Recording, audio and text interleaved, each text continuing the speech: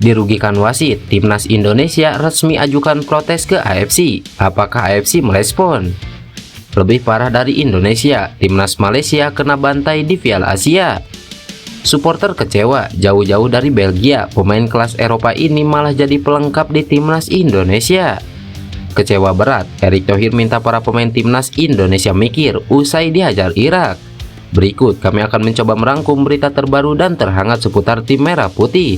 Selengkapnya, yuk simak video ini sampai selesai.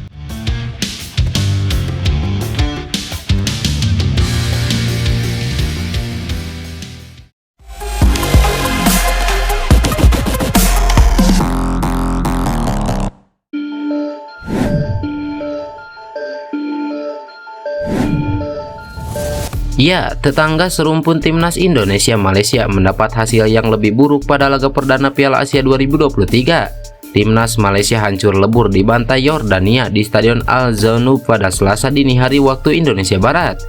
Malaysia sudah tertinggal ketika laga baru berjalan 12 menit. Adalah Mahmud Almardi yang menciptakan gol indah untuk membawa Yordania mengungguli Malaysia 1-0. 6 menit kemudian, Yordania menggandakan keunggulan melalui penalti. Moussa Tamari yang maju sebagai eksekutor mampu menjalankan tugasnya dengan sangat baik.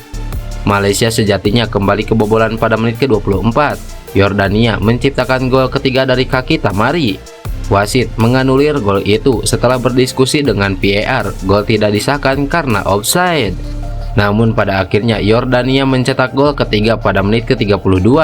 Almardi menciptakan gol keduanya di pertandingan ini untuk mengubah skor menjadi 3-0, bertahan hingga turun minum. Usai jeda, Yordania menurunkan intensitas permainannya sehingga Malaysia sedikit lebih leluasa melakukan serangan. Meski demikian, Malaysia kesulitan di sepertiga akhir. Alih-alih mencetak gol, Malaysia kembali kebobolan pada menit ke-85. Al-Tamari melepaskan sepakan lambung melewati atas kepala Hazmi sebelum bersarang di gawang Malaysia. Skor 4-0 untuk Yordania bertahan hingga akhir.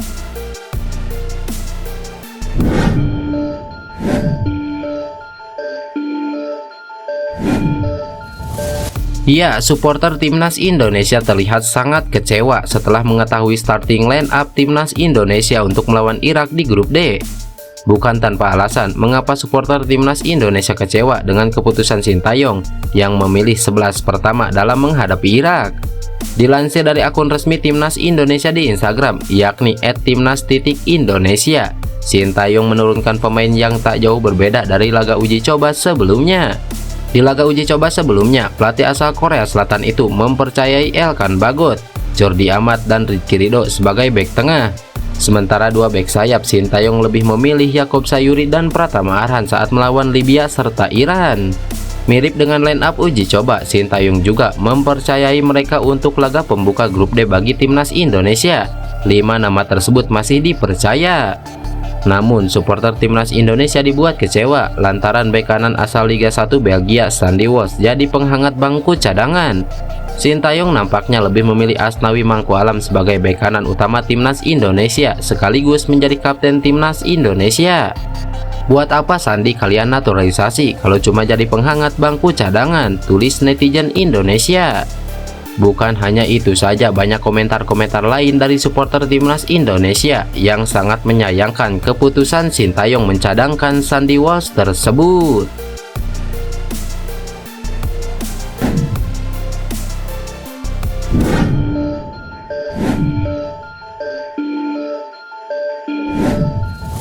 Ketua Umum PSSI Erick Thohir angkat bicara terkait kekalahan timnas Indonesia dari Irak pada laga perdana grup D Piala Asia 2023. Dalam pertandingan yang kick off pukul 21.30 waktu Indonesia Barat itu, timnas Indonesia menyerah 1-3 dari Irak. Irak sudah terlebih dahulu mencetak gol ke gawang timnas Indonesia lewat aksi Muhammad Ali pada menit ke-16. Tim Merah Putih baru bisa membalas saat pertandingan memasuki menit ke-36. Umpan manis Yaakob Sayuri berhasil diselesaikan dengan baik oleh Marcelino Ferdinand. Di penghujung babak pertama, Irak kembali mencetak gol keduanya ke gawang timnas Indonesia yang dilesatkan oleh Osama Rashid. Maksud hati ingin menyamakan keadaan. Lagi-lagi gawang timnas Indonesia yang dijaga Hernando Ari kembali kemasukan gol dari Irak. Ya, Aiman Hussein yang menjadi pencetak gol ketiga Irak pada menit ke-78. Skor 3-1 untuk keunggulan Irak atas timnas Indonesia bertahan sampai laga usai. Melihat kekalahan itu, Erick Thohir mengatakan bahwa sebenarnya target dari PSSI kepada timnas Indonesia di laga melawan Irak adalah bermain imbang. Sayangnya, timnas Indonesia tidak bisa memenuhi target dari PSSI tersebut. Tentu saja kekalahan ini sangat berat bagi timnas Indonesia untuk melangkah ke babak 16 besar Piala Asia 2023. Ya, tentu saja target kami dari awal seri. Kami melihat dari persiapan di Turki dengan membawa pemain yang terbaik baik dari Liga Indonesia ataupun pemain-pemain kami yang ada di luar negeri. Persiapan di Turki juga sudah maksimal, kata Erick Thohir. Erick Thohir mengaku sangat senang saat Marcelino Ferdinand mencetak gol penyama kedudukan menjadi 1-1. Sayangnya di akhir babak kedua, konsentrasi lini belakang timnas Indonesia buyar sehingga Irak mampu mencetak gol lagi. Tadi sempat 1-1 dan gol dari Irak di babak pertama. Iya, memang karena pertahanan kami agak beberapa kali kehilangan momentumnya. Coba kalau seri di babak pertama, pasti beda tekanannya. Ya, kembali lagi, tadi itu kecolongan, ucap Erick Thohir. Di babak kedua, Erick Thohir melihat tidak ada perubahan permainan yang dilakukan timnas Indonesia. Beberapa kali serangan yang dibangun selalu gagal melewati lini belakang Irak. Erick Thohir pun berharap untuk kedepannya, para pemain timnas Indonesia bisa berpikir ulang terkait kekalahan yang dirasakan ini. Harus ada evaluasi segera agar bisa lebih tampil baik lagi di laga selanjutnya. Saya berharap pelatih dan pemain bisa mereview pertandingan hari ini, ucap Erick Thohir. Timnas Indonesia masih akan menjalani 2 pertandingan tersisa melawan Vietnam dan juga Jepang. Terdekat, tim Merah Putih akan melawan Vietnam pada laga kedua grup D Piala Asia 2023 yang berlangsung di Stadion Abdullah bin Khalifa, Doha pada Jumat 19 Januari 2024.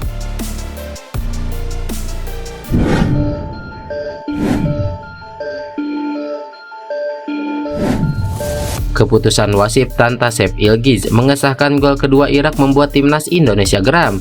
Manajer Henry Irawan pun melayangkan protes keras kepada Federasi Sepak Bola Asia atau AFC.